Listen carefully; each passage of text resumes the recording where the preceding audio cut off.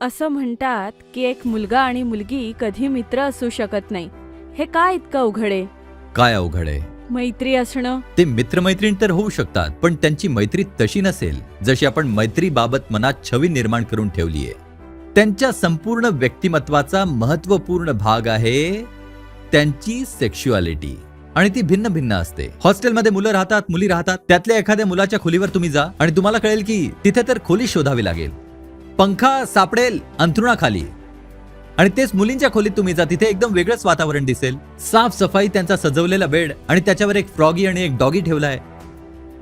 हसणं सुद्धा वेगवेगळं असतं. असं तुम्हाला कधी दिसणार नाही की दोन मुली एकमेकांना भेटत आहे आणि एकमेकीच्या पार्श्वभागावर धडाम करून लात मारत आहे. आणि मुलांमध्ये तर अशा हरकती सर्रास घडतात. एक मुलगा आणि मुलगा यांच्यात एका पद्धतीची केमिस्ट्री असेल, मुलगी आणि मुलगी यांच्यात विशिष्ट प्रकारची केमिस्ट्री असेल, आणि मग एक मुलगा आणि मुलगी जेव्हा मैत्री करतील ती तिसऱ्या प्रकारची केमिस्ट्री असेल. तुम्ही त्याला थांबवू शकत नाही.